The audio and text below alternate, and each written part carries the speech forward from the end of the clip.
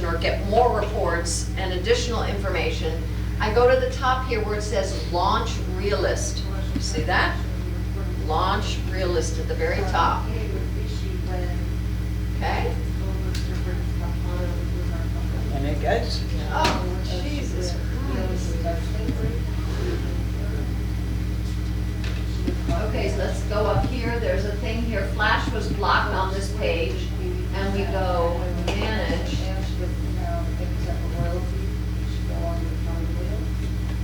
And we go block sites from running Flash. And we say ask first. Let's try that. Where was that? I'll show you. Thank you. Up here, right up here, Oh, okay, I don't. there's a have little that. icon. And click on Because it that. might be all right on your computer. Yeah, I don't think. If you click here, look on your screen where something happens. Because that's how I noticed this, run Flash. So now it asks, and that's what I just set. So it's settings, it's a settings item, and I'm gonna go allow. Oh, thank heaven. You beat the computer. I beat it. Well, maybe. Let's see here.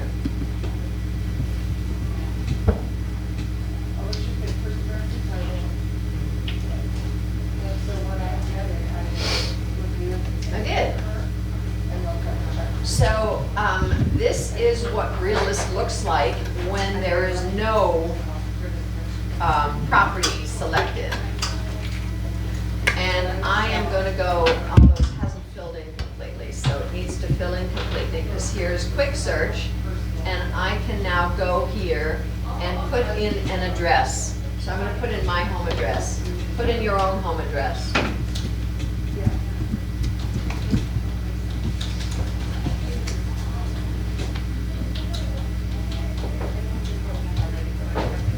And I'm going to search.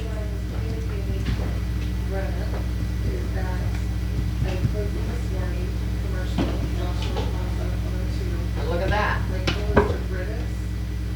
So here is the property detail. Here is, so here's the full tax record of this, the Realist tax record of this property.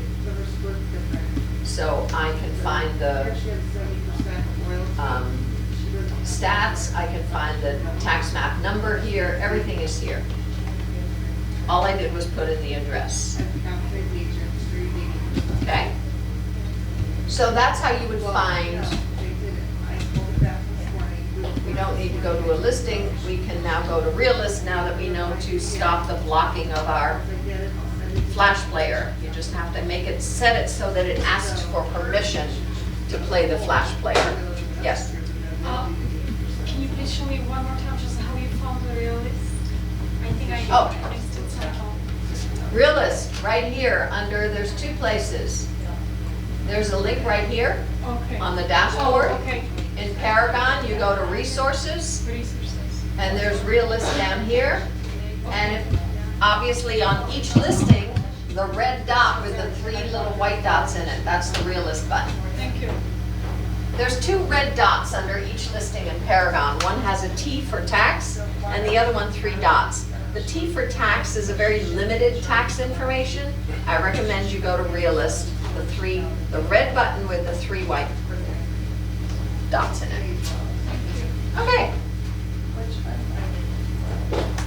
So, now back to our listing contract. So that lets us fill in our contract.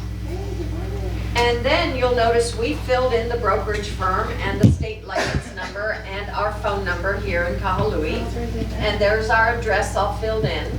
And now the real estate licensee is filled in because we filled it in under who the agent is going to be, right? Is your guys is filled in? Yep, everybody got that? And my license number is there? I guess I didn't put my phone number in, my bad. So I need to put my phone number in, right? Right here. And now we've got 3 sellers' names. So you can have up to 3 sellers' names. If you've got more than 3 sellers, you can just say here, see attached addendum.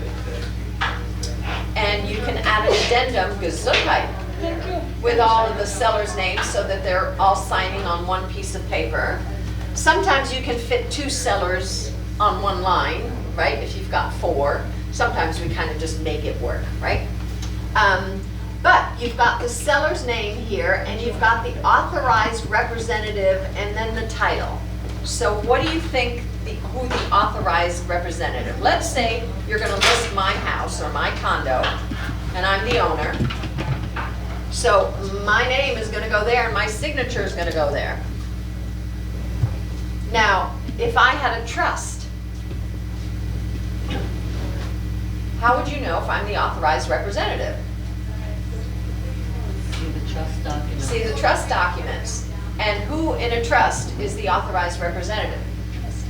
The trustee is, that's correct. So now you would put authorized representative, and you'd put Marion Haller there, and then you'd put title, and you'd say trustee of the Marion Haller Irrevocable Living Trust, or whatever it's called, I don't even know, right? Do you have to fill in the authorized representative if it's just the owner is the owner? And Yep. the trust? Okay. And they are the It's in authorized. trust because on the tax record you will see my house is in trust. And the moment it's in a trust, the authorized representative has to sign. You must fill this information out. Yeah, yeah.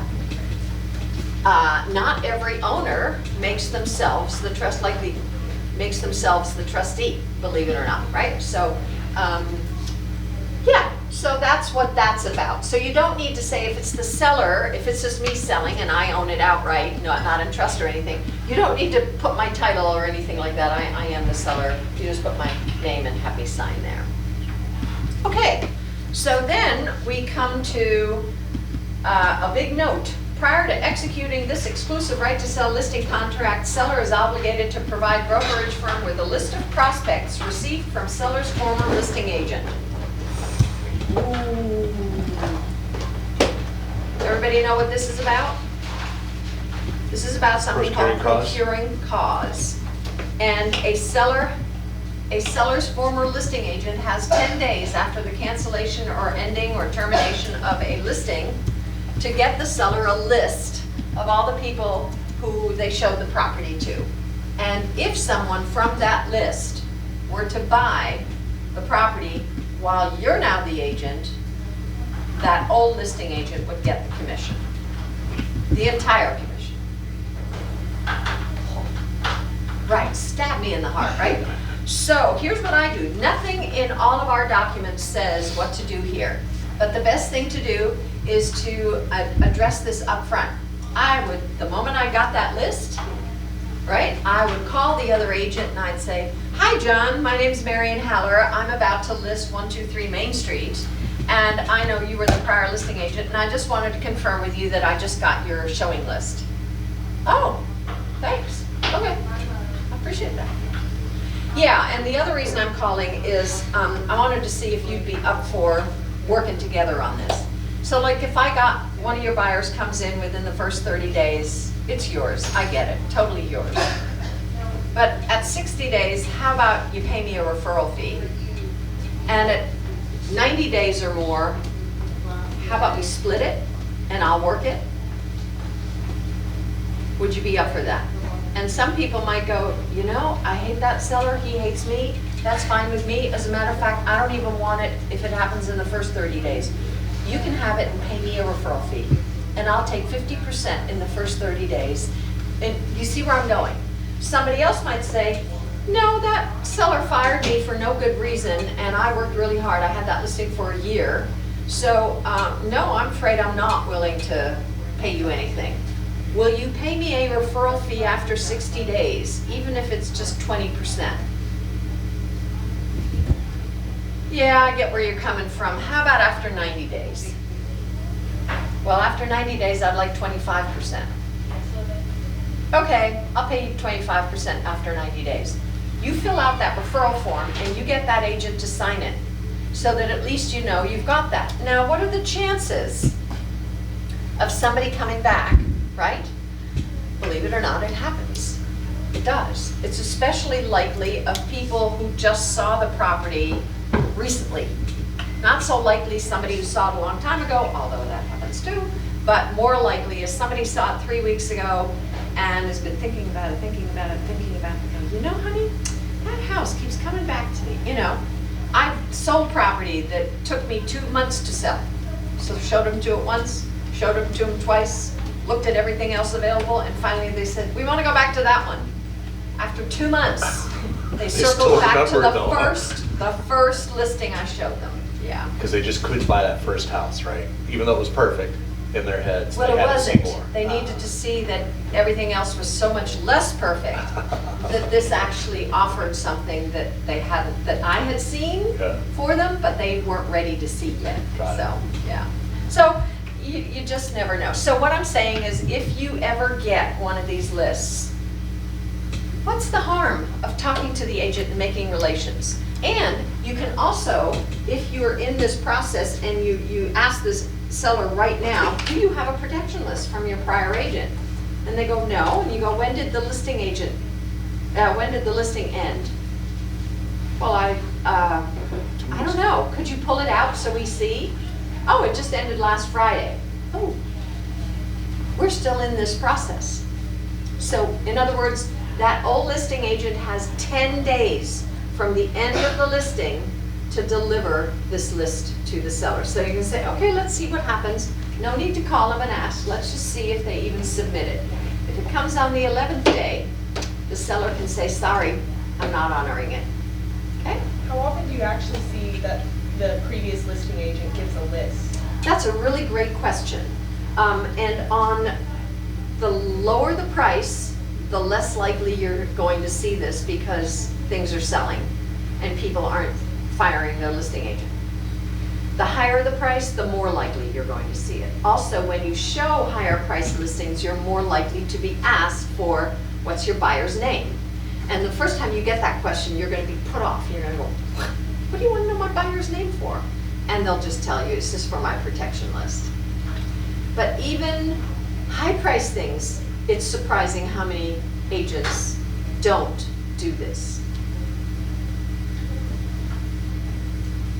So here's the thing about that. I don't like it. I personally don't like it.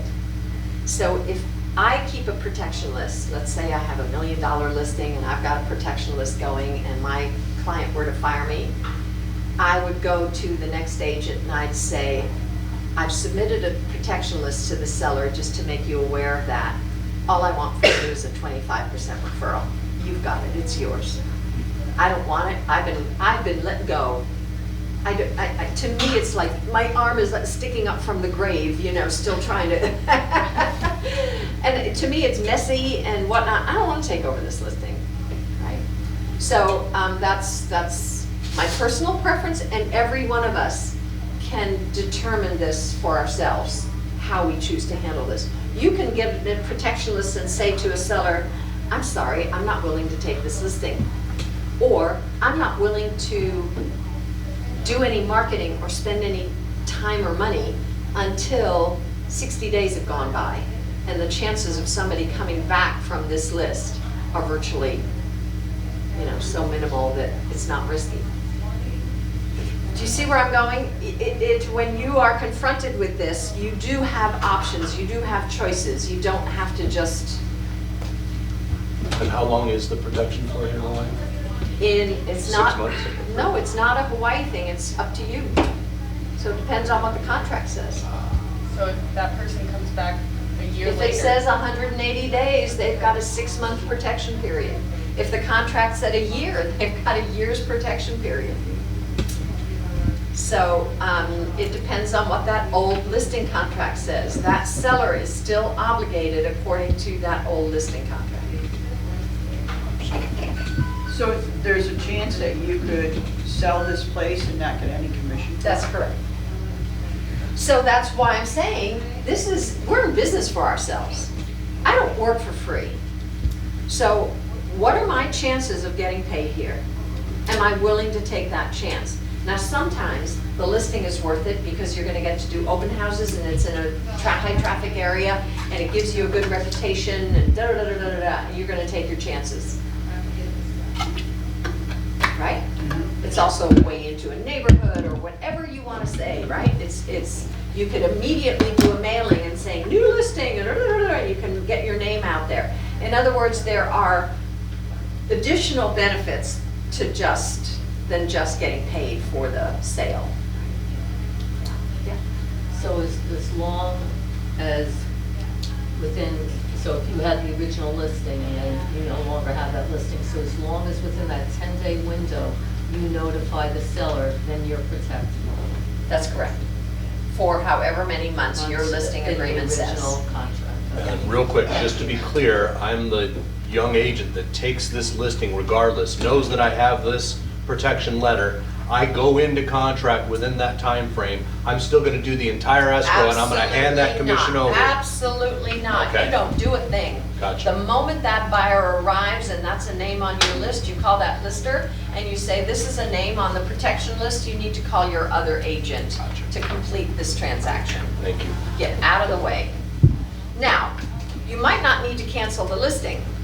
In other words, the seller might say, yeah, but I want you to continue marketing the property while it's in escrow, right? So until loan approval or whatever, right? And so again, up to you. If you get to do a lot of open houses there and it's a really good thing for your, marketing efforts and whatnot, you might agree to that. And say, okay, I'll do open houses while the other agent is closing the escrow. Yeah. Yeah. Okay, so that's a reminder right here, it'll come up again. The next section is agency, right? And here we go, and it talks about what the seller's agent is and what a buyer's agent is, so that I'm going to be your agent. This is an agreement for me to be your agent. Just so you understand, when an agent works with a buyer, that's called buyer agency, and the buyer is represented by an agent. However, the state law says that if one company represents both the buyer and the seller, either one agent or two agents, that's called dual agency. And in order to explain that to you, I have a form here that I'd like to review with you called a dual agency consent addendum. And this is something that the buyer's agent would provide us in a purchase contract when they make an offer, so that you are aware of this circumstance. And here's how it works. Basically, the brokerage firm and its licensees have obligations and can do the following items for you. Does everybody have a copy or need a copy? Oh, there's too many of you. Can you pull one up? Did you pull one up in your template? Can you share? Super, thank you. Oh, I think we're okay. So I'm literally going to read this list. That's the beauty of this form. It has a list right here. So I'm going to be able to treat the seller and the buyer honestly. I'm going to provide information to you about the property and the community. I'm going to respond to questions from you about the property. I'm going to disclose to you, pursuant to Hawaii law, all material facts about the property that's known to the brokerage firm. I can disclose to the seller the financial qualifications that have been provided with your permission, right? I'm talking to the buyer here. I can explain real estate forms, terms, and procedures. As your listing agent, at seller's direction, I may continue to market the property and solicit additional offers. The buyer's agent, at the buyer's direction, may continue to search for and prepare offers on other properties. That puts people into what? I can assist in arranging property inspections. I can explain closing costs and procedures. I can assist the buyer in comparing financial alternatives. I can provide information about about comparable properties, so that either you or the seller can make an educated decision as to what price to offer or what price to accept. I can prepare the purchase contract that will include the standard provisions and disclosures for the buyer and the seller, and I can work diligently, which I will do, to facilitate the sale and advise both the buyer and the seller when experts such as lawyers or the surveyors or home inspectors, etc., should be retained. What I cannot do is a much shorter list you see here, and here's what I can't do. I can't discuss confidential information that the brokerage firm or its agents may know about the seller or the buyer without your express written permission. If you want to tell me something that you want me to say to the buyer, You shoot me an email, would confirm that, and I will be happy to relay that. But I am not allowed to convey your confidential information. I cannot disclose the price that you will accept other than the list price without, again, your express written permission. I cannot discuss the price the buyer is willing to pay without express written permission.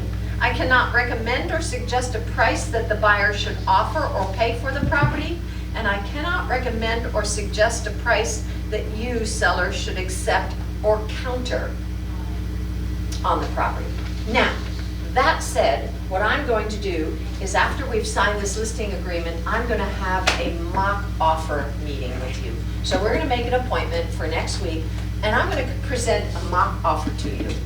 And the beauty of that is it's going to give us an opportunity to go over the purchase contract together so that you can become familiar with this and don't have to learn all the 14 pages of what's going on here when you are presented with an offer or maybe multiple offers.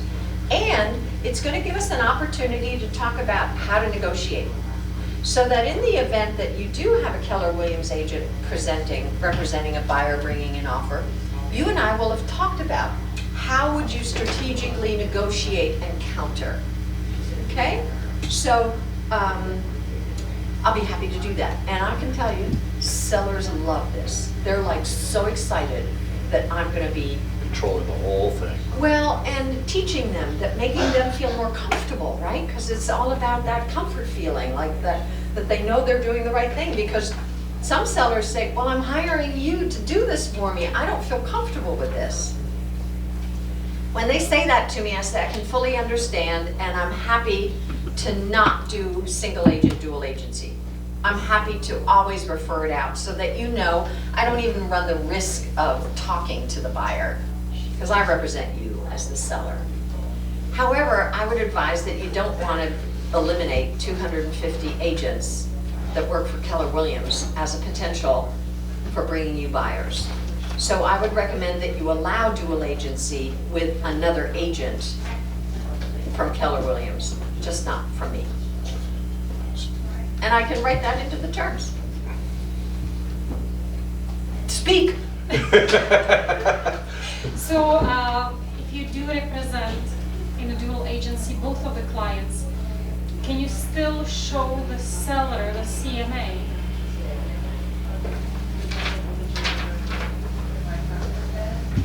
Yes. It's almost at the bottom of page 1. Provide information about comparable properties so that buyer and seller can make an educated decision as to what price to offer or accept. Okay. Got it. Thank you. So you are allowed to give public information, and I should qualify, Anne, to your question earlier. Our contract is public information, and if somebody says, what does this mean? If you simply answer and say, you know, what's the inspection period mean? What does that mean? Let's read it together and go over it. And you might need to explain something. There's a difference between explaining what is here and adding to it, right? So you explain as simply and briefly as possible. And then they start asking you for more questions, and you need to say, I can't answer that. You need to figure that out for yourself, if they're a customer. If you're a dual agency, now you can answer it all. Right? Now you can guide them, advise them, suggest, all those things. You just can't tell them confidential information, and you can't tell them what price to take. Yes? I need clarity on, so you've got single agent, dual agency, and then Okay. you've got dual agency because you're within the same company. Dual Okay, got it. agent, dual agency, There. yes. Now, so you do the referral portion, now that other buyer's agent that still works for Keller that's representing them can still guide them on a price to counter, et cetera? Nope, They cannot. dual agency. Right. Dual agency. So it's the same rules regardless. Absolutely. The reason why having another agent involved, first of all, you guys are not allowed to do single agent, dual agency. You need more experience to do that. It's hard for me. I don't like them, okay? They're gnarly, and as a principal broker, where did I have all the problems? I can tell you that 60% of my problems that I got were dual agency issues, okay? it's just fraught. It's just a place where you can so easily make a mistake.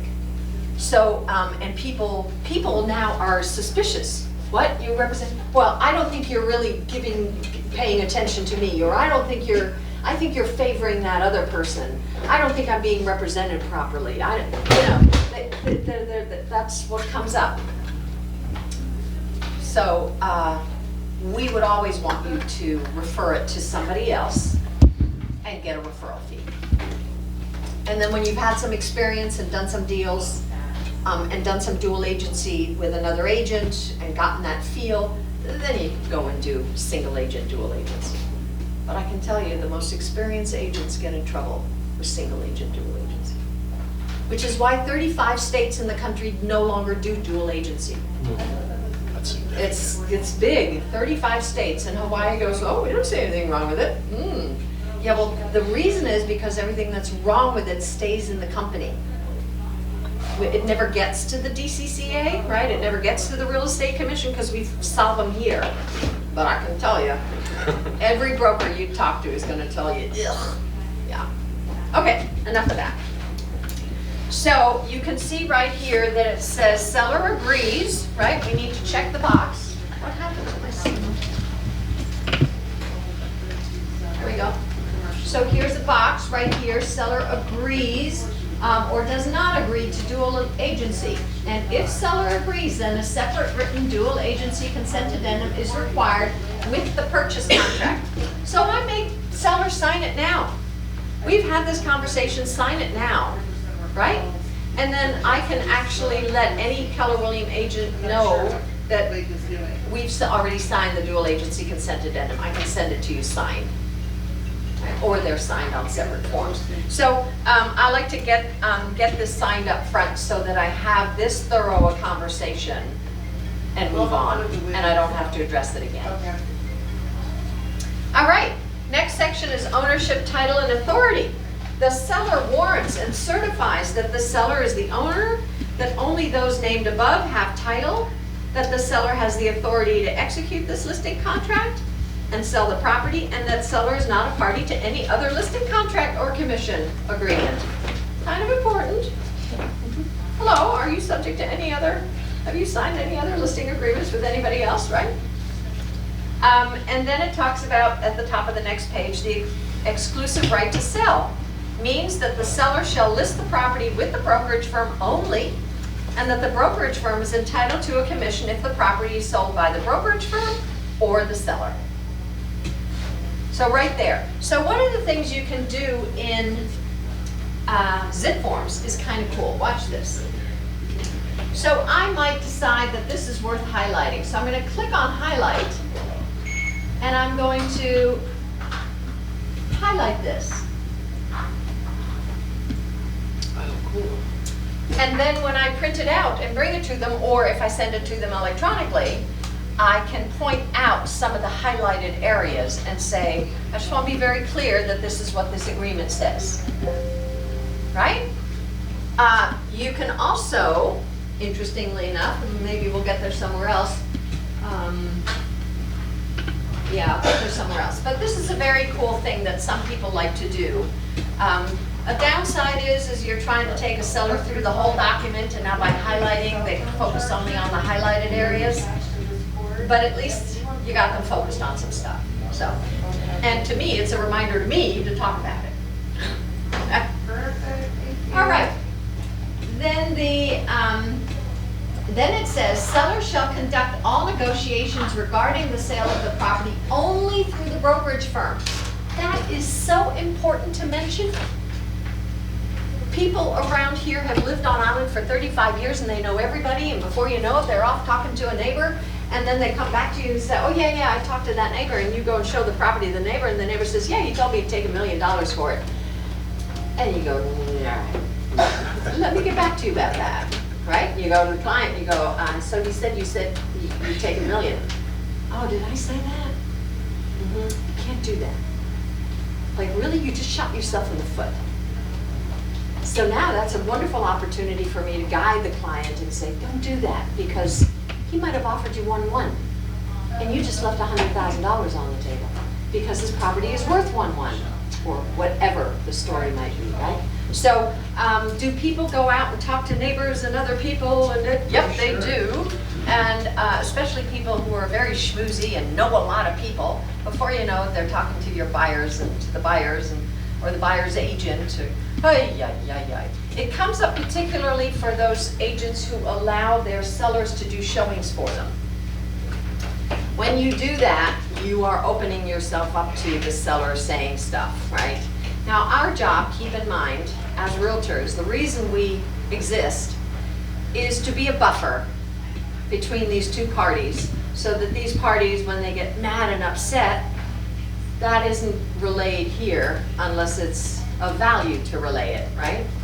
And that we do this after censoring their words a little bit, right? So that we are this buffer. So if you let your client do showings, you've just taken yourself out of the equation, and it can lead to all sorts of kerfuffles. And so I suggest you avoid it. Don't let your clients do your showing. All right.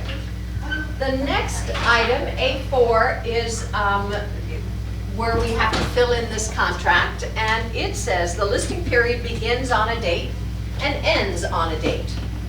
Now, if you put, we've talked to them, Auntie is going to, we're going to give Auntie 3 weeks.